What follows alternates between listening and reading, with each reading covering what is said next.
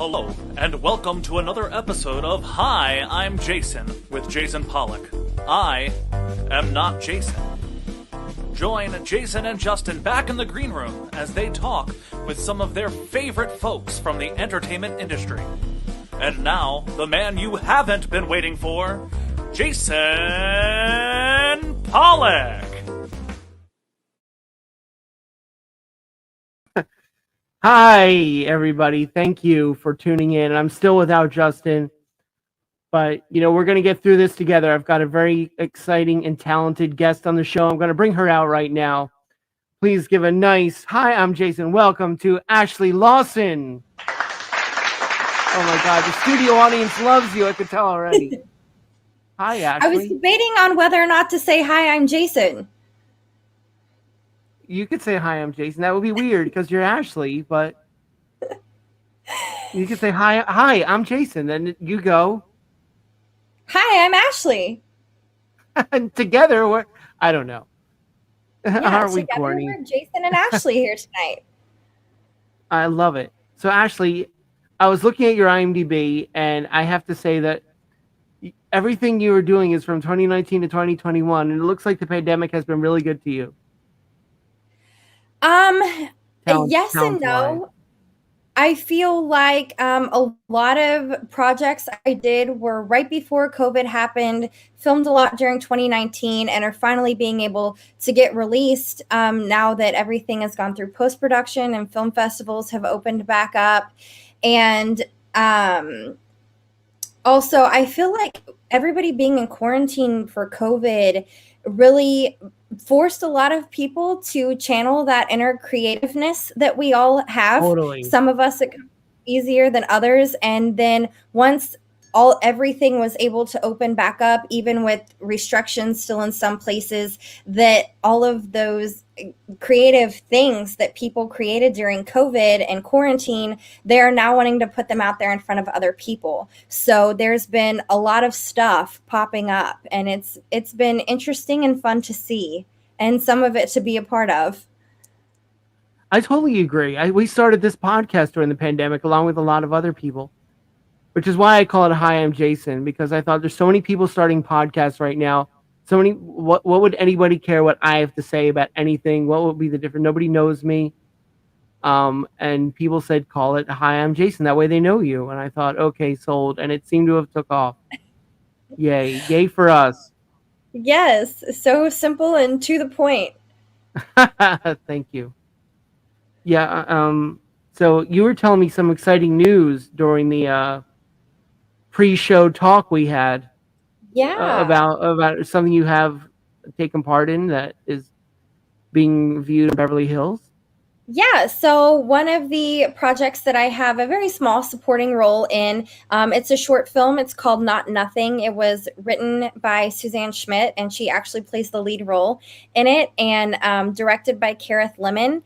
And it has been accepted into a women's film festival and to be viewed for the first time in public on Wednesday. And Suzanne is super excited about it, and I'm very excited for her.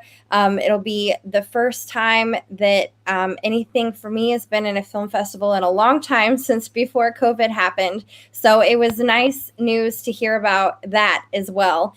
And then I have a trailer that we filmed probably about the end of summer, and it is currently being pitched to streaming networks, and networks can't really say a lot about it, so I don't give too much away, but it's gotten a lot of positive feedback as well, and very excited to see what the results are from that. That's fantastic. Yeah. Is this something you wrote? It's not something that I wrote. It's something that the director wrote, but it's a very good project, got a lot of moving parts to it for sure. Oh, that's exciting. Yeah. Can you tell if it's a comedy, it's a horror? I'm not going to, just because I don't know if I can. Gotcha. What about the project in Beverly Hills that's being viewed? Can you tell us anything about that? Yeah, Not so nothing? it's Because it's not nothing, but it's something. Right, exactly, it is. It is actually a short film about a woman that kind of comes back home after being gone for a while, and she's kind of trying to get back into the workforce as well as deal with some other personal struggles. And really, in a roundabout way, that's what the entire thing is just her struggle and kind of watching her be able to find herself through how she approaches overcoming the struggles. So it's relatable for a lot of people, I'm sure. Yeah, I think so, definitely. And what part do you play in this? I get to be a woman that she is coming to interview with that pretty flatly tells her, no, I'm not going to hire her. Oh, so you get to be mean. Kind of, yes. Isn't that fun to do something outside yourself when you're acting? That's why I love it. It is. I have a hard time playing a mean character, though. I always will tell people that I'm having to be mean to on screen, especially when I'm working with kids or teenagers. I'm like, I promise I'm not mean. Please don't take this personally.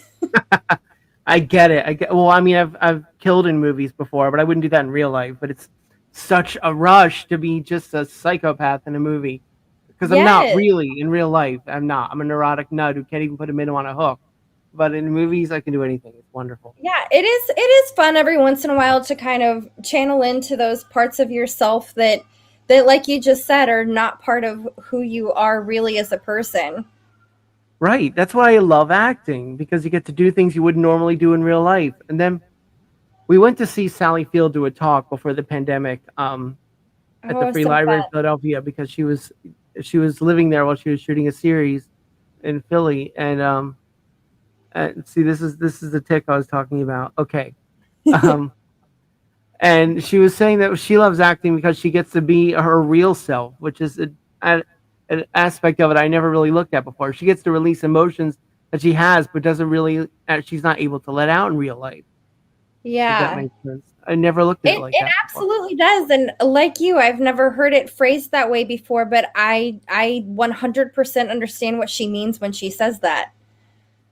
You could be a budding Sally Field. Look at that. That is literally the second time today I've heard that specific name said to me. Wow. What was the other context? Yeah. So that's interesting. You know who Sally Field is, right?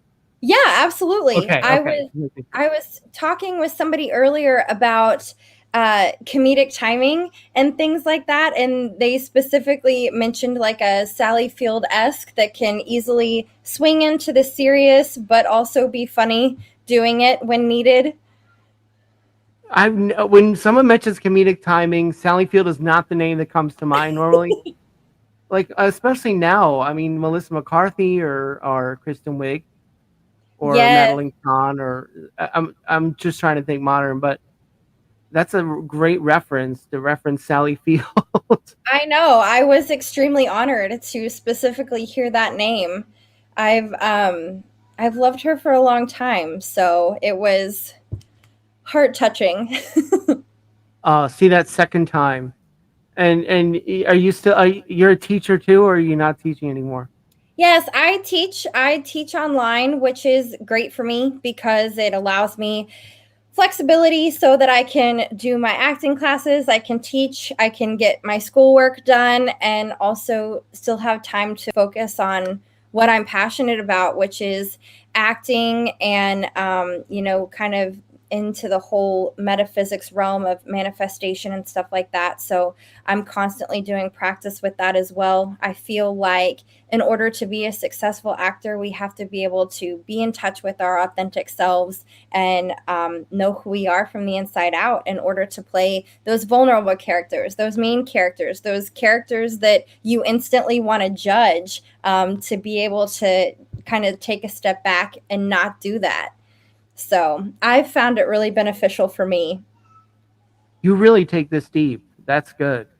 I do. Yeah. I'm looking forward to seeing you in something. Not something that I just play at. That's for sure. I am definitely that person. I'm going to be prepared. I'm going to be professional, but I'm also going to bring you my best self as well. Wow. That's quite a sentiment. I love it. So, some of the best, I know every comedian I know who started as a teacher, has turned out to be a great comedian, like Mike Vecchio and Jay Black. If you don't know them, you should look them up. They're fantastic comics. They just own the room because teaching in itself is as you know, is a performance every day. You're always It going to get up in front of is. people. So I mean, You are, but I find that it's getting harder because I have sarcasm is my first language, and it's kind of frowned upon to use sarcasm with your kids because not everybody gets sarcasm. And so it can come off as just being mean, even though I would never mean it that way. And so there's like, I have to catch myself when I'm about to be sarcastic and be like, no, Ashley, you can't do that. They might take this the wrong way. you're really not allowed to be sarcastic at all. Mm-mm. No. Oh my Not. I god! used to teach in brick and mortar school, and there was like strict policies on it there. And now teaching online, it's about the same, if not more so, against any kind of sarcasm intentionally, unless you're teaching it. Oh my god! There you go, right there. You need to make a series about a sarcastic teacher, and you can play that That part. I bet they'll be so cathartic. that it probably would be. That sounds like a brilliant idea. Yeah, just an honest, sarcastic teacher to let just for you, even a show, a play. Just so you can. I love doing that. Like I've written my own one act where I'm like a total nut job, and I love it. It's just a great So release. when you wrote it, is that you being your real self or getting to be Yes, somebody that you aren't usually?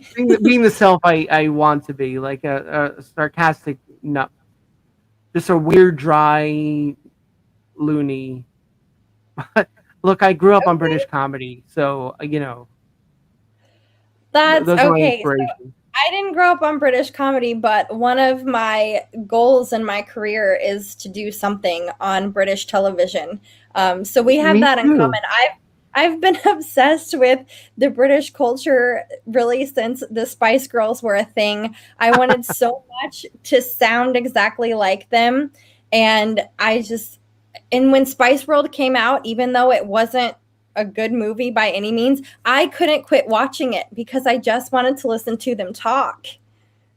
Yeah, I grew up with Monty Python and Faulty Towers, and Okay. I remember Matt Stone and Trey Parker got the comedy award from John Cleese, which is a huge honor. And they made it said in their speech that the British voice was considered the funny voice when they were growing up. Like if you said it in English in an English accent, it was always going to be funny. Always going to be you want to listen to them when they talk.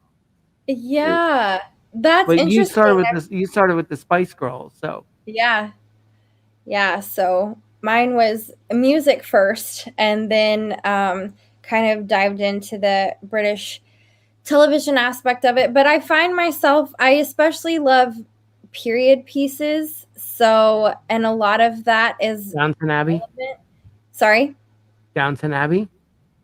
I haven't watched it yet. It's on my Netflix watch list. I haven't Haven't seen it done that either. I one. haven't. Okay, good. I'm not alone. I'm not alone. I know No, that it's great. I've heard nothing but good things about it. But yeah, haven't had a chance to watch that. I'm a huge binge watcher, so especially being that the entire series is there, I like need time to commit to it to where I can sit there and watch it all the way through. And so yeah, I have a hard time starting something and then knowing that I'm going to have to come to a hard stopping point. It's difficult for me to grasp. I understand. Okay, so what have you watched then? What's your British go to when you want to relax and watch a Um, well, when I want to relax, I don't know that there's anything relaxing that I like, but because I'm just since it's period pieces, usually you're it so tends to into be it, you're more so enthralled. serious. So I was really into The Tudors when that was on HBO. I heard that Um, was good. love The Last Kingdom is what I'm currently really into. I was so excited when they announced they were doing a fifth season. Now we just have to wait for it. Um, I was I want you to know that I have a loyal watcher in England, so hopefully it spreads.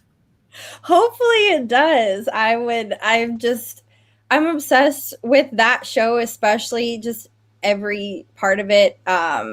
I really have recently gotten into Peaky Blinders as well, but I heard that was great. I had to stop because I was not aware that the series was not finished yet and that the 6th season had not even come out on BBC yet. So I was like, I can't binge watch it, so I need to kind of space it out a little bit.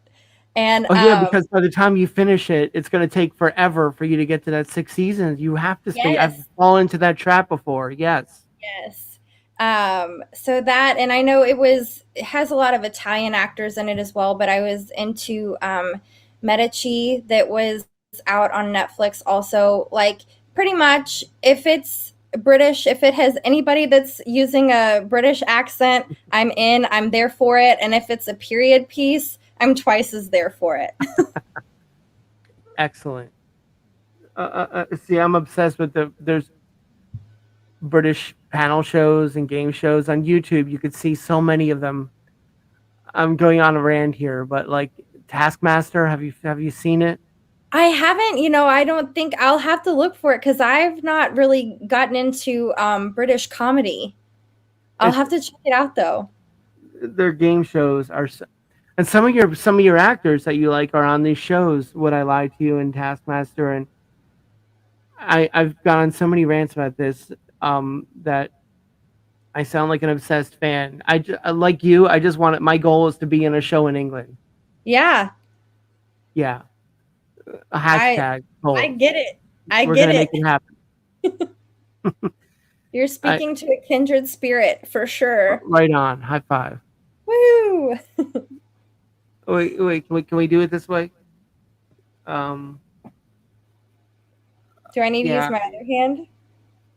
Or now we're just making it weird. Okay. So what got you into theater? Do you do like what I can't speak. I sound like Jiminy Glick. When did you get the bug? I feel like most actors start out in theater because that's kind of what's easily accessible. I think that's changing now because of all of the ways you can get in front of people. But when I was younger, theater was kind of the way to go. So I do have quite a few theater credits. And then probably about the last 5 years, I've been focused on the more film and TV side of it, which is what I always knew I wanted to do anyway, was film and TV. But I caught the bug, as you just phrased it. I'm from Memphis, Tennessee, or just outside of it.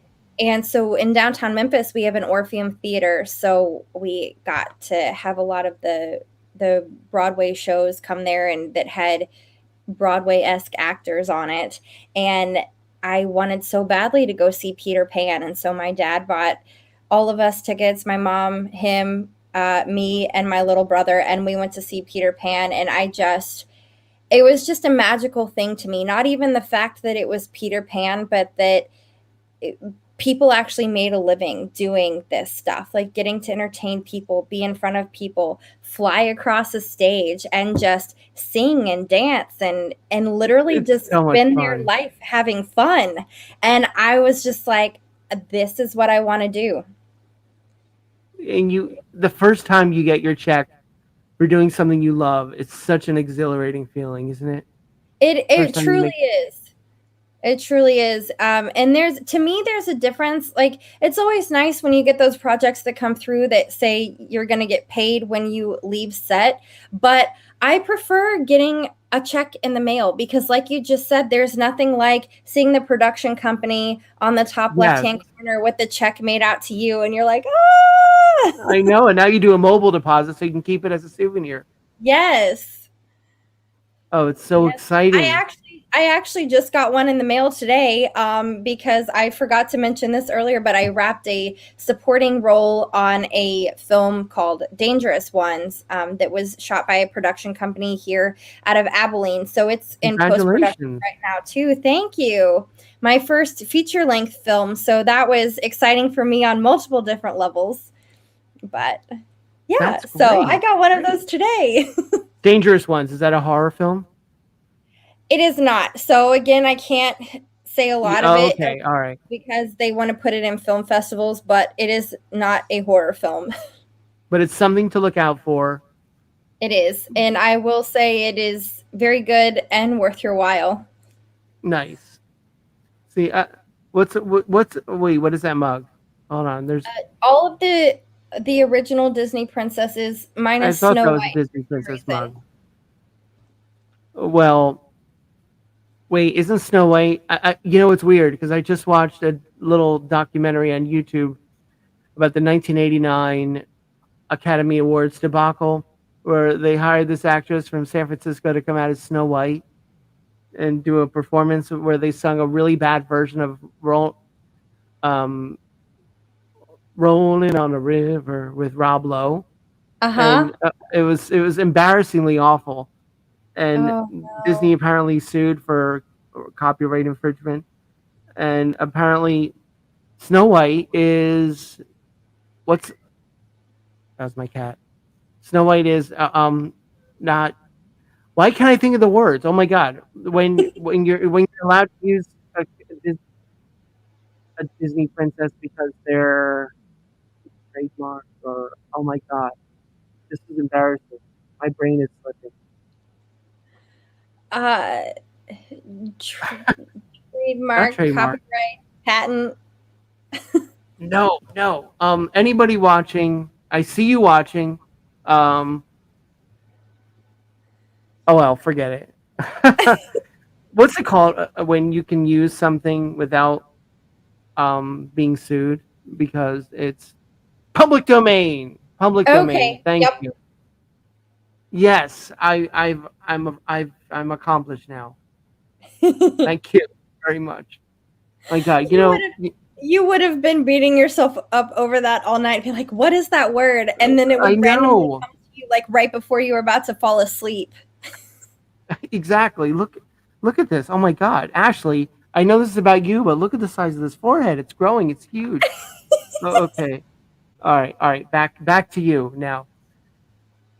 Okay, one of my favorite things about I do miss theater. I love doing movies, but I do miss theater because what I like about it is the unpredictability of things that can happen on stage. Because I live for those moments of sound effect flubs or people missing their cues and then having to fill in for it. Yeah. Do you have a favorite moment of when that happened to you, or did it ever happen to you on stage? Um, so I don't have anything specific as far as scripting goes, but I'm in a murder mystery acting troupe as well. So Nice. we have our little outlines of how the show is supposed to go. We rehearse it, but then it's mostly improv whenever you are in front of the group of people you're performing for. And I was on a show with one of my really good friends and another guy in our acting troupe, and he hadn't done very many shows, and he almost completely ruined the whole end of the show by starting to introduce it like in the act before it was supposed to be introduced. And my girlfriend and I were like, what are you doing? What are you doing? So we had to do a quick little cleanup to try to make it look like he hadn't messed it up. You And almost gave away the murderer. well, just releasing clues before they were supposed to, because everybody gets a little notebook and you read your clues, but he was about to give away somebody else's clue. And so Oh we my had to God. like put a band-aid on it really quick. And then Nice save. yes, whenever we had to release them to do their investigation time, the other girl and I had a small little chat with him and been like, hey, she's the lead on the show. Follow her. Don't give away any information that she's not asked you. Oh my Can ruin God. it for these people that are paying money to see it and be a part of it. I live for those. Those are so much more fun, I think, to act in than actually go to. I've never been to one, but I've acted in some murder mysteries, and it's a blast. But I Yeah. can't. I don't know how much. Have you ever been to one as an audience member?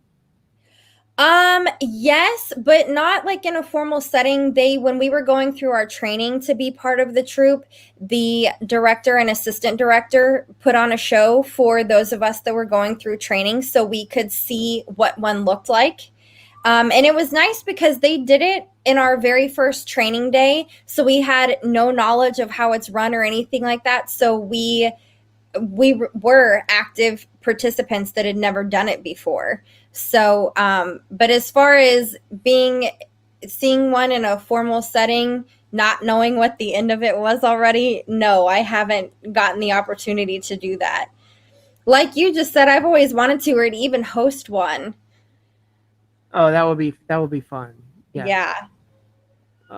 Yeah. So my wife and I are having our 10-year anniversary in 2 weeks. Oh my God.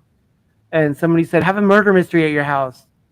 I was trying to think of something fun, but to have one at home, I don't know how annoying that would be. Have you ever heard of somebody doing one in their own house? Yes. We do them in people's homes quite often. Oh, really? Oh, they hire Yeah. you to do it. Yeah. Is it just Before a couple or are COVID, they a friend? well, it depends. So they call our national hotline, set everything up through them, and then depending on how many people they're having attend their party, determines how many actors show up to kind of help lead the group. But Depending on house size. yeah, I personally, and especially with Halloween coming up, it's a pretty common theme to have for Halloween Oh, parties. So October on our system where we can go in to request to do shows is a nightmare right now because it's just like constant shows, but then there's a lot on days towards the end of the month, and it's crazy. that's a lot of fun. See, there's so many different ways to make money in this industry without just Yes. being a famous actress. Yes. You're still And acting, you're still playing.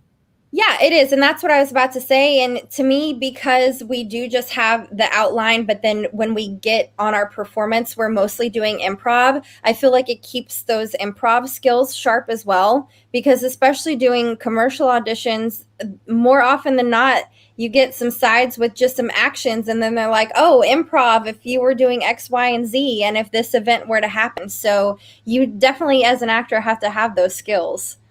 That's really cool. Yeah. Okay, I think it's really neat that you managed to you're working, it seems like you're working all the time doing something theatrical, cinematic, whatever. And you don't even live anywhere near New York or LA. Like you live where's home for you? I'm Is- currently located just outside of Dallas. Wow. And you're still Yeah. able to work consistently. Yeah. That's wonderful. We have, so it's nice for me because I actually have 5 agents and 5 different film markets.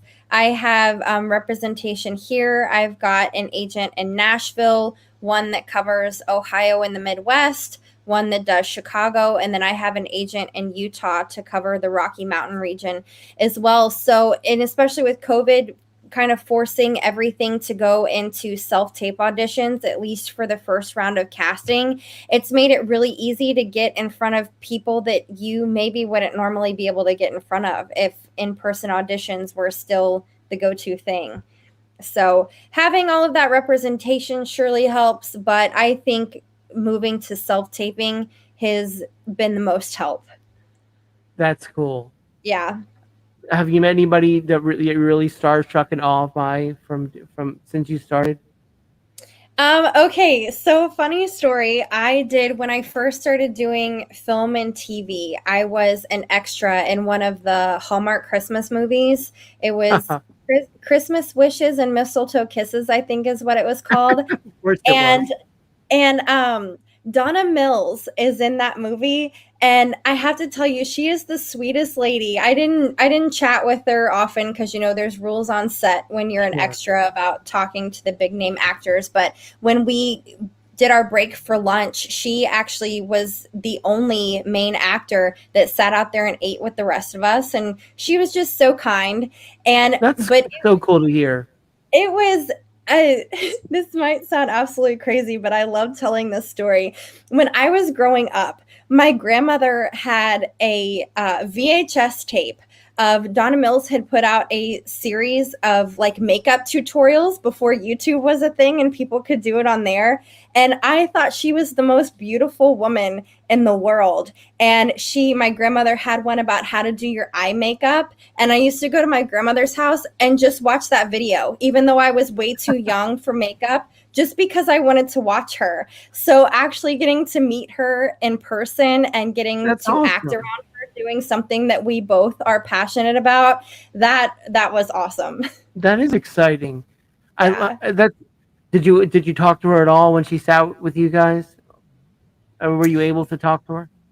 Um, Not really one on one, but since the scene that we were doing was one of the gala scenes, you know, they have those in all of the Hallmark movies, some kind of a Yeah, big party or a of gala or course. something. And so of course you have to keep moving. And it was in those little moments when I would be instructed to go walk over to her little group of people that we got to kind of chat in a small group for a few seconds until they told us to go back to one. That's so cool that she doesn't have an Yeah. ego or anything like that. I No, love not hearing at this. I love hearing those stories. Yeah, I yeah. did. I was a background on an episode of The Nick on Cinemax, and Uh-huh. I was a ship porter and lugging suitcases on top of a pile of other suitcases in early 1900s Ellis Island. And this guy's next to me, and he looks so familiar, and it hits me who it is. It's Chris Elliott from Letterman and Scary Uh-huh. Movie. You know, Chris Elliott, Cabin Boy. Yeah. And I was so starstruck. He was like a comedy hero of mine. I just took a double take, and he looked at me like I thought he looked at me like, who? Why are you looking at me like that? Like, I'm just starstruck. I didn't say a word. I didn't want to get in any trouble.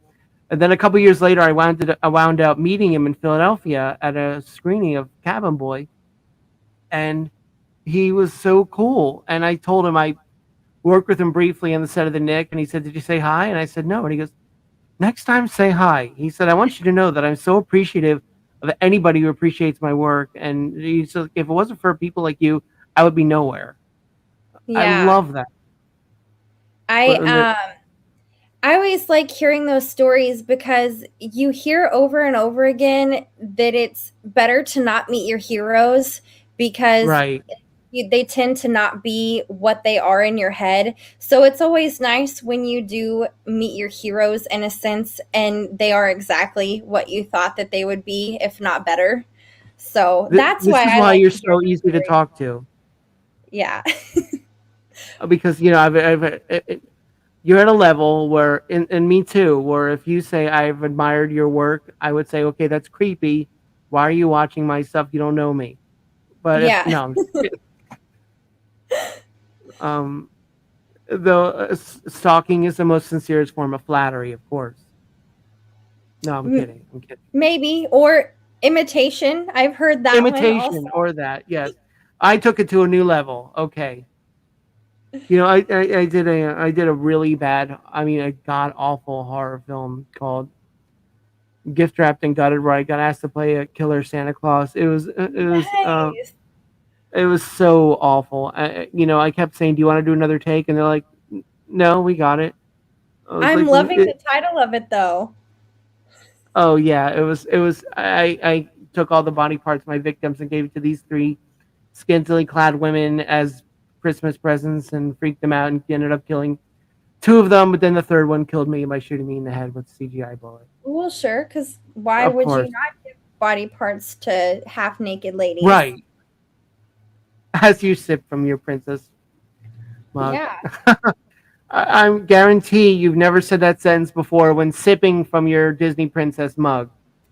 No, probably not. But I will Yeah, say that a Disney princess is always around me somewhere. I am a huge Disney fan. I would love to play like a mom or something on a Disney Channel show. Um, I'm hugely obsessed. I don't think you can ever grow out of being a Disney fan once you've truly committed. And my favorite Disney princess is Belle.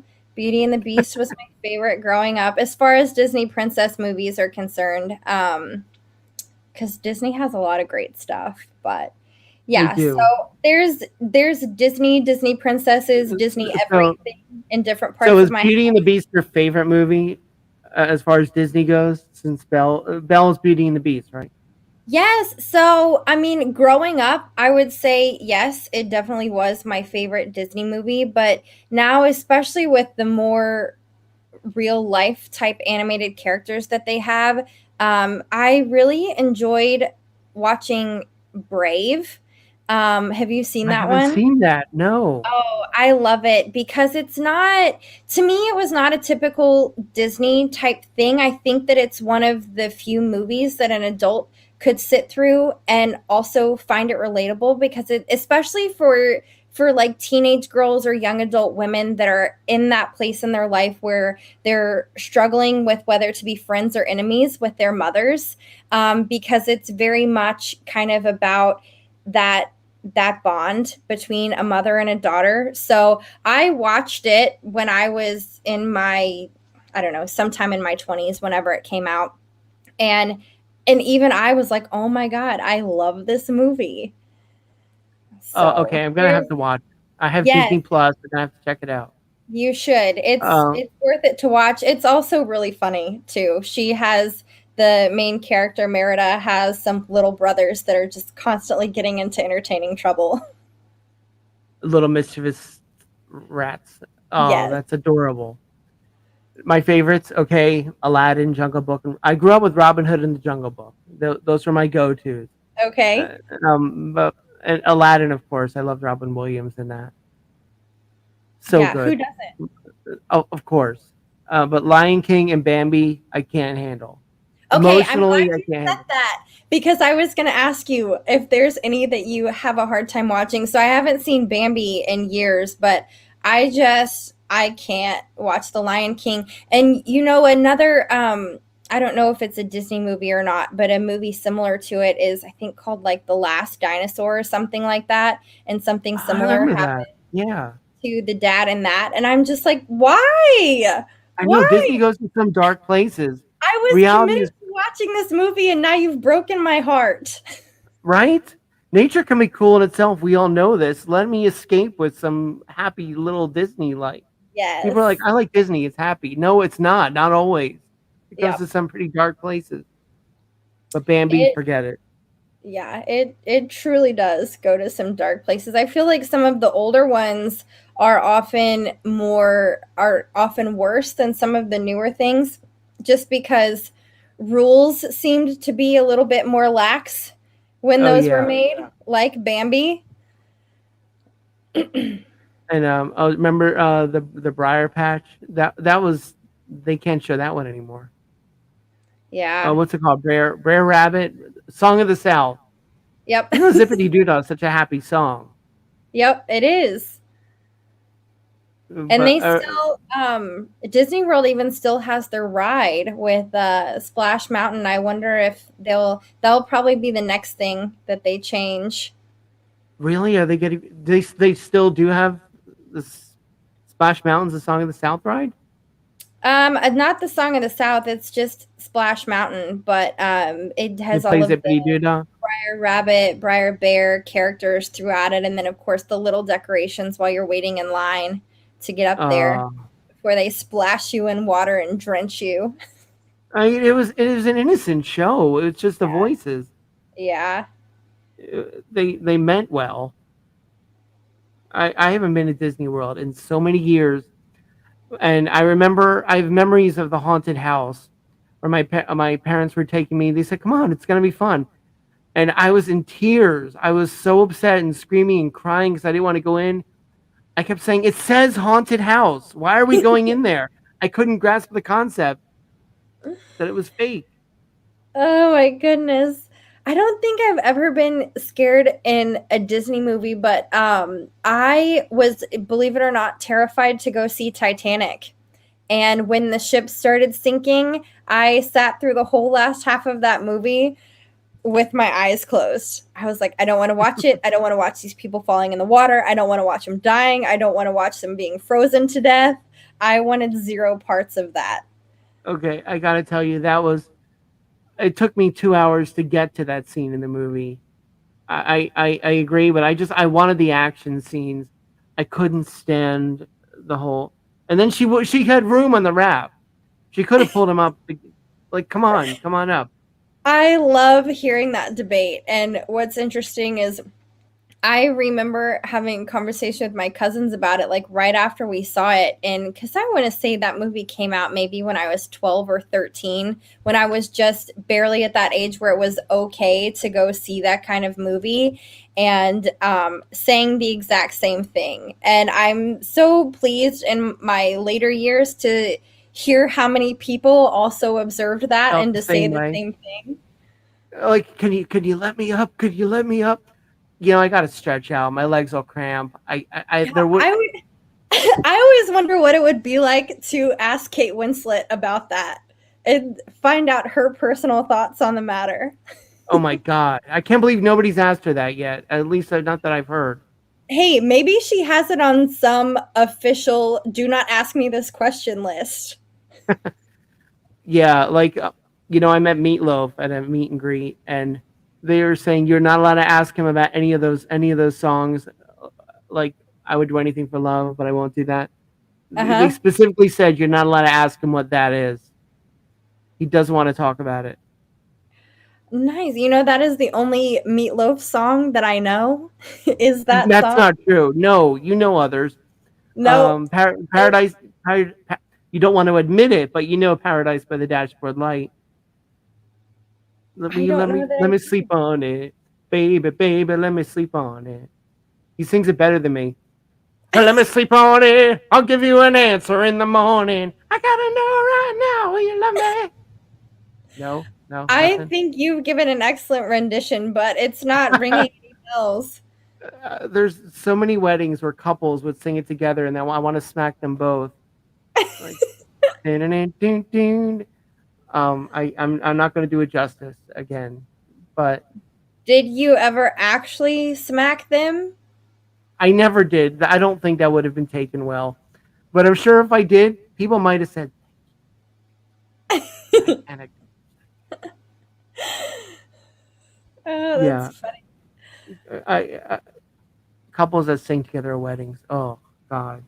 Wait, unless you did, in which case it's okay. I didn't. I didn't know. And in fact, when my husband and I got married, we instantly got tired of dealing with everybody's unsolicited opinions. So we just went to Florida and eloped and then just pissed everybody off.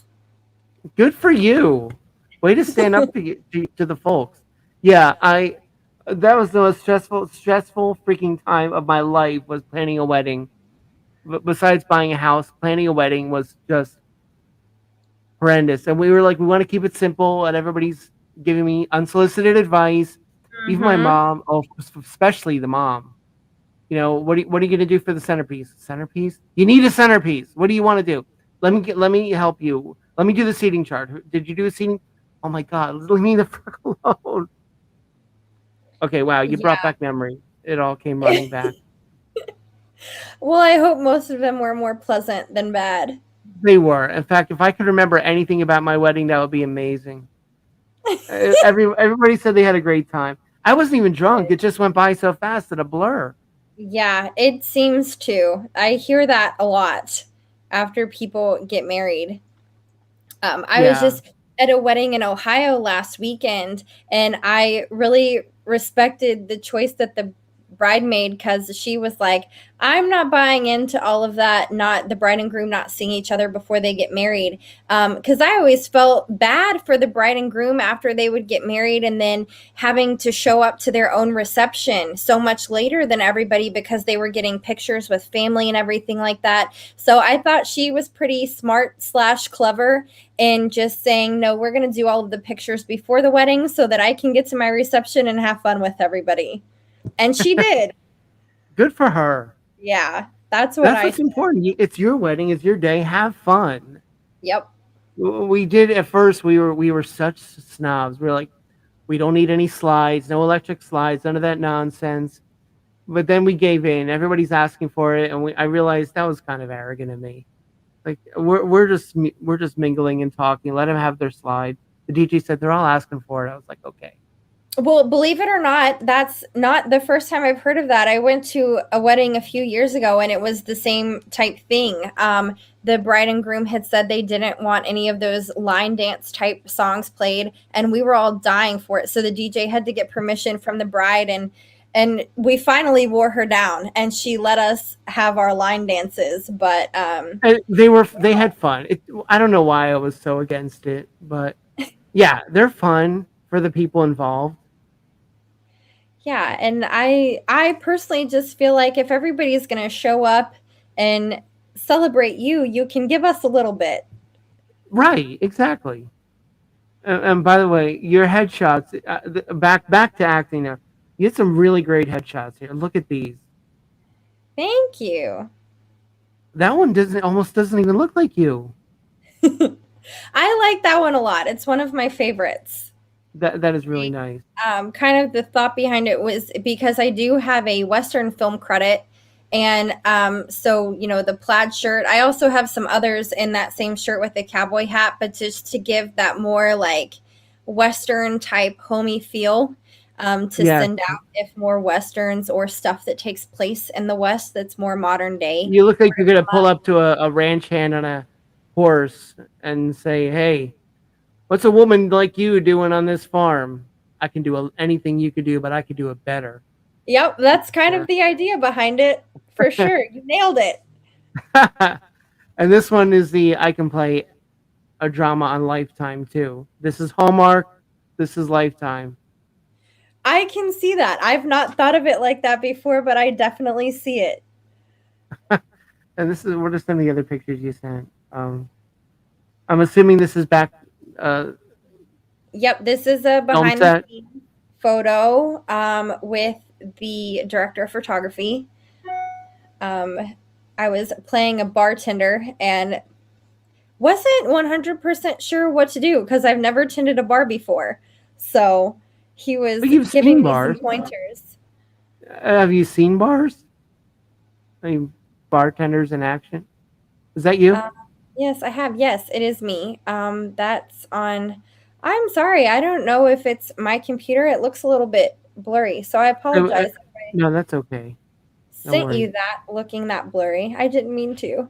It's okay. Yeah, that. So the one that you showed first with the camera and me in the little white, not that one. Oh, this one.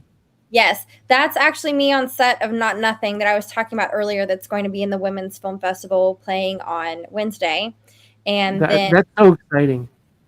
Sorry. It's so exciting. I know. I'm excited. I'm excited for me. I'm excited for all of the cast, but I'm really excited for Suzanne. I know she worked really hard to put that together.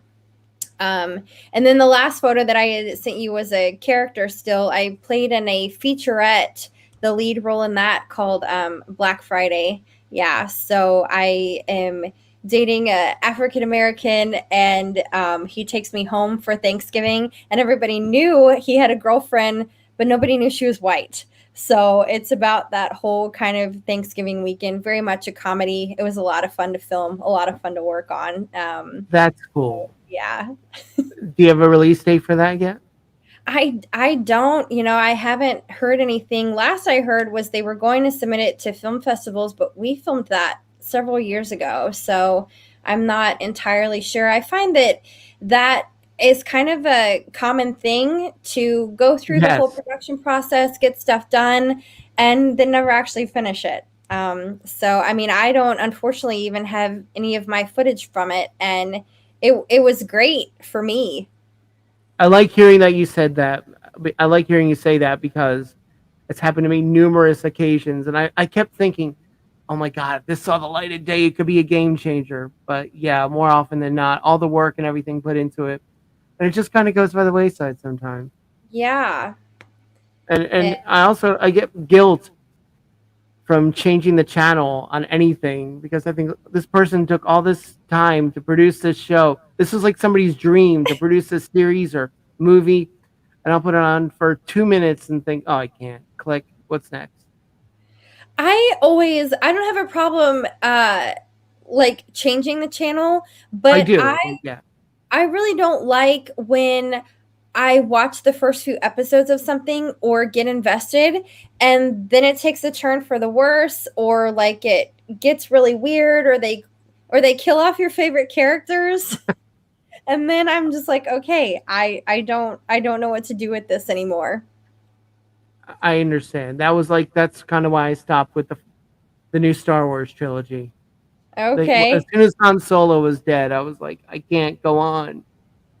I don't it's amazing how, and I'm sure since you're a comedian you can relate to this, but whenever they start killing off people, I almost feel like I have a personal connection with some of these Yes. people, and so when they kill them off, you need a timeout. Do you experience that, or is it just With The me? Walking Dead, I experienced that. Yes. Okay, I haven't seen The Walking Dead, but I have I got really big into Sons of Anarchy, and I got really big I into heard it that like was a right great before show. the last season aired, and I kid you not, when they killed, sorry, spoiler alert if you haven't watched it and but when they killed Opie, I couldn't watch it for a week. I literally bawled my eyes out, and I was like, you took literally the most decent guy at his core and killed him. What am I supposed to do with that? That shows they're doing something right. What doesn't it? Yes, yes. And that they got the effect out of me that they were looking for. Yes, exactly. I know it's heartbreaking when that happens. I'm trying to think. Dexter. There's a few characters that happened. Were you a fan of Dexter? I've seen a couple episodes of Dexter, but I can handle horror, and you can sign me up for a horror movie any time of day, but something about that, I watched the first couple of episodes thinking it would get better, but I just found something really disturbing about that Oh, it's show that I incredibly just disturbing. couldn't sit through it. I mean, realistically, it can never happen. But Yeah. as far as the substitution of reality, there, it was fun. Yeah. That's I why get that's why I watch movies. That's one of the things I love about the horror genre is because it's not real. It's that intense fear you might get or intense rush Mhm. of adrenaline, but at the end the credits roll and you're safe and it's fine, like a roller coaster. Well, I wouldn't know how you get over your horror stuff because, yeah, the credits roll and you're safe, but I spend like the next 48 hours turning on every light in my house before I go from I've one done room that. to the Okay, next. I've done that. Sometimes, like if I'm watching something with my wife, she hates horror, but she's dealt with it. Sometimes she'll watch something with me and she'll say that was actually really good, but she was freaked out. So we always have to counter that with a comedy afterwards, maybe an episode of Yeah, Family Guy or something, yeah. something I a little more upbeat. we always end up saying to each other, "Okay, now let's watch a Disney movie." Yeah, something. You got to balance it out. Like you watch. Yeah. I mean, The Conjuring she can handle wasn't incredibly gory. It was based on something true, supposedly, and it was some really horrifying jump scares in there too. Yeah. I much prefer the thriller suspense type things without all of the goriness to it for sure. But I'll watch a good gore movie as well. I just sometimes those movies seem to be more focused on cutting everybody up in blood and guts than an actual plot line. And that's when I'm like, okay, I can't really get invested in this. I understand. Try making one where you're actually laying there covered in the makeup and the blood and it's it's it's annoying. But the finished product is fun. I Is did think it this was. going back to your killer Santa Claus movie? This was before that. I was in a movie that also never saw the light of day called Devil's Tree. They did a Oh, uh, they did a scene where I was making a sandwich and I turned around and there's a demon in the kitchen and he went boom, voiced by Jonathan Davis of the band Korn. But I was making a sandwich and I looked up and I went, hey, and boom, he punched my head. My head exploded all over the fridge. But they had to make a plastic mold of the bottom half of my face yeah. and put that makeup on me, or actually my whole face. My wife was with me when they did that. She loved every minute of it because she could torture me and I couldn't talk. I wasn't allowed to talk. I couldn't see what she was doing. She was in heaven. It was the torture part of it that she loved. Yeah. But it was so cool seeing the CGI effect and the gore. Just seeing the making of it is like kids playing. You know what I mean? It's fun like Yeah. that. So I could Yeah. see why you were, and I could watch the goriest movies ever. Anything real though, I can't handle it. If you have to take some of my blood, Yeah, I can't do yeah. I it. some of it's just Yeah, I understand. okay. If you've signed up for Blood and Guts, welcome to it. This is your movie. Otherwise, maybe check out something else. Exactly. Yeah, if it's not your thing, stay away from trauma films Yeah. or I would slasher. I would love to do a Blood and Guts horror movie. Although to be perfectly honest, I don't know if it's because I would actually want to do it or if I just want to be able to say that I get to walk around being part of the Scream Queen crowd. That would Because be there's a big listen, market for that. yeah, in any league that Jamie Lee Curtis is in is something that I want to be in a league of. So I'd be Isn't okay she with that. badass? She's awesome. Good for you. I have all the respect in the world for the Friday the 13th actresses and actors who had to jump into an ice cold lake to pretend it's like summertime at 4 o'clock in the morning and fight hypothermia just to film a hi, the water feels great. Come on in.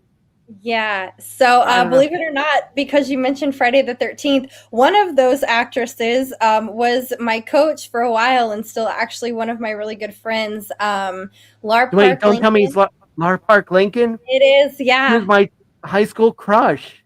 Shut up. She No, was Jason's nemesis. She was so cute. I worked with her for like a year, and now, I mean, we chat every once in a while because I just finished working with her not too long ago. But she actually, they did a fan film for that where Tina kind of comes back, and it's called Roseblood, I believe. Oh, And I need to look for this. she's been posting about it a lot on Instagram, so it may already be out somewhere or about to come out. But That is yeah, so that's too cool. funny. Small world. Who would I have thought know. that of all of the women that Jason killed, the one that was my coach that I've worked with Well, is he didn't the one kill her, I had a crush on. right? Oh, she was. Oh my God, she was beautiful. Well, she was kind of badass. You know, she had the telekinetic powers where she could fight Jason with her mind and Yeah. win that way. Oh, she kicked his butt. She was great. I Well, love that she you she still is great and she still does kick butt, so good for her. That's awesome. Oh my God. I did reach out to her to be in the show this October, but I never uh-huh. heard back. But at Really? least you replied. Yeah. Yeah. She might not have even read the email. Who knows? Maybe not. I know yeah, I know she's been really busy lately. Especially you honestly may have caught her when she was in Washington filming Roseblood, in which case she wasn't responding to I anybody. love that they did a fan film. That's so exciting. Yeah. I know it was exciting for her because not only did they do a fan film, but they actually got her to be in it as well. So Very that cool. I'm sure that was exciting for both her and them. Okay, this just made my day. What's did you see the movie? I have not seen it, no, because like I said, she's been recently posting a lot about it on Instagram. So it's either I mean, have you about seen her original Friday the 13th part? I have not. Movie, No, part I've 7. at least not that I recall. Like I said, I'm really into horror, and when I was growing up, I was really on the Michael Myers and Jason, but much preferred the Halloween movies in comparison. So I may have seen it and just don't recall seeing it, but I know I've seen a lot of stills from the movie with her. Of course. That's so cool. Yeah. Tell her you are on one of her fans' shows. I will. I'll probably So text cool. her after we get off of here. Be like, I talked about you. And I was On totally fanboying. I used to run a comedy club in Cherry Hill, New Jersey called uh-huh. Rascals, and they used to have horror conventions come through all the time. And we had one show where Robert Englund came in to watch the show, and one of the guys who played it was when Freddy versus Jason was out. They were promoting that Okay. movie, and they both came into the club to watch a show. And the comedian, we didn't tell him he was in the audience, and he's making fun of the horror con, and Robert Englund starts doing the Freddy Krueger laugh from the back of the room, going, "Ho ho ho ho!" Better than I did, and he's like, "Oh look, Freddy Krueger's right over there," not knowing it was the real guy. We were dying, and it was so freaking funny. And Robert Englund was almost kind of heckling as Freddy, but Yeah. it was tasteful. It was just really funny, and the guy had no Yeah. idea it was really Freddy Krueger, Oh and my gosh. it was awesome. And he ended up going over his time. We were like, we couldn't get him off stage, and we were like, that was really Freddy Krueger. No way, he was really here. Yeah, where is he? You went too long. Sorry. It was nuts. Oh, that's funny. It was so cool to have him in there. Oh my god, when the horror cons come through, I was like a kid in a candy store having a club right in that same hotel. Mm-hmm. Or believe it. We need to get you in a horror movie and a Yes. Disney film Yes. or And a crossover. and preferably just do them back to back so we can just do that thing where you do the scary movie and then you do the happy movie afterwards. Yes, we'll have an Ashlie Lawson movie night. I love it. Yeah. Unless it start, I don't know if we could do some kind of Disney crossover, Disney horror crossover. I don't know. I mean, the Haunted Mansion it's for kids. Yeah, it is. Yeah. I'm trying to think of if Disney's even done anything too scary. Well, the Snow White ride was horrifying. That one was scarier than the Haunted Mansion because the witch just kind of pops out at you like a jump scare every time you turn a corner. Do you remember that ride? Did you go on it? I don't recall it. I'm certain I've been on it. I've been to Disney World like 12 times, but yeah. You know, they might have closed it. It might have been too scary. Really? Really? Now when we get off here, I'm gonna have to Google and see if the Snow White ride is still a thing. Okay, listen. I'm gonna have to do that too. But real quick, let's promote you before we end. You could find Ashlie Lawson at Ashlie Lawson Actress on Instagram and Facebook. Check out her website, ashlielawson.com. And I have that here twice.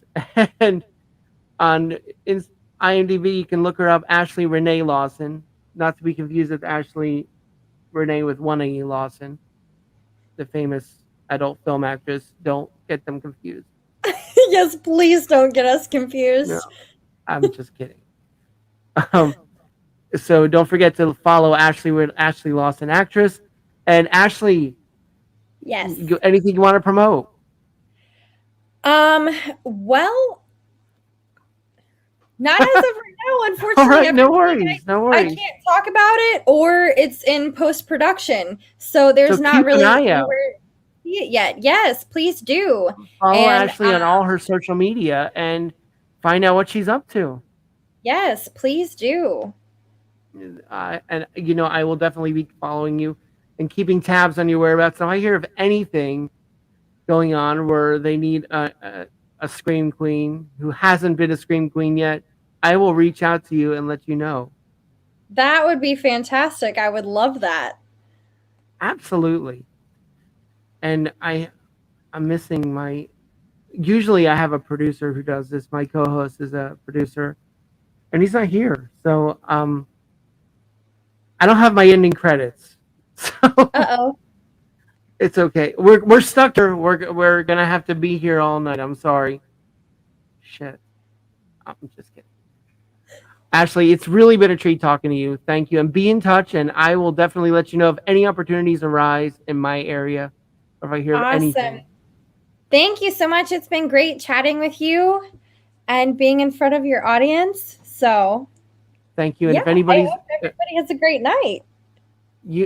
Me too. I mean that just as much as she does. Thank you for watching, and good night.